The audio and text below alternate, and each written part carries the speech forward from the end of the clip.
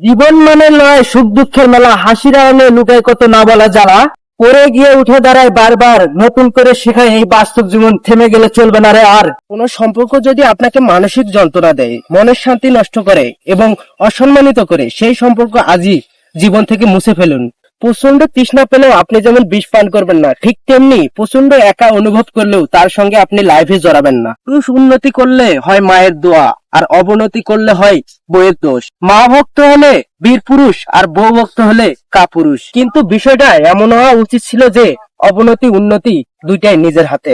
মা দোয়া দেন আর স্ত্রী পাশে থাকেন। পৃথিবীর শ্রেষ্ঠ নারী হচ্ছে সে নারী যে নারী স্বামীর কথায় নিজের জীবন চালিত করে, স্বামীর কথায় উঠে বসে, স্বামী যা বলে তাই শুনে, স্বামীর বাবা মাকে যত্ন করে, স্বামীর কথায় অবাধ্য হয় না, সেই নারী দুর্বল নয়, সেই নারী হচ্ছে পৃথিবীর শ্রেষ্ঠ নারী। অতিরিক্ত টেনশন করেন তাদের জন্য এই 5টি কথা।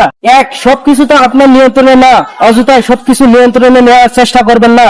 2. দুশ্চিন্তা সমস্যা কমায় না, বরং মন খারাপ করে দেয়, তাই মাঝে মাঝে মন খুলে হাসুন। 3. একদিনে সব ঠিক হবে না, তবে নিশ্চয় একদিন সব ঠিক হবে, এই বিশ্বাসটুকু রাখুন। 4. নিজের প্রতি একটু ধৈর্য ধরুন, সময় একদিন সবার প্রতি ঘুরে দাঁড়ায়। 5. সবসময় নিজেকে মনে করে দিন আপনি পারেন, আপনি নিজেকে কন্ট্রোল করতে পারেন। তো আত্মীয় স্বজন দিয়ে কি লাভ যদি তারা প্রয়োজন ছাড়া তোমার খোঁজ না রাখে? এত আপনজন দিয়ে কি লাভ যদি তারা বিপদে পাশে না থাকে? এত বন্ধু বান্ধব দিয়ে কি লাভ যদি বিপদের সময় খোঁজ না রাখে? এত শুভাকাঙ্ক্ষী দিয়ে কি হয় যদি তারা বিপদে সাড়া না দেয়? আর মানসিক শান্তি কারণে জীবনে কখনো সুখী হওয়া যায় না। অন্যের জীবনকে জাহান্নাম বানিয়ে দিয়ে নিজের জীবনে জান্নাত আনানো যায় না। যদি আপনি কারো জীবনের শান্তি কেড়ে নেন, তখন আল্লাহ আপনার জীবনের শান্তি কেড়ে নেবে। যদি আপনি কারো মন ভেঙে দেন, তবে আপনার মন কেউ না কেউ একদিন ঠিকই ভেঙে দিবে। জন্মের তারিখ জানে মানুষ, মৃত্যুর তারিখ জানে না। জন্ম হইলে পৃথিবীতে, মরতে হইবে মানে না।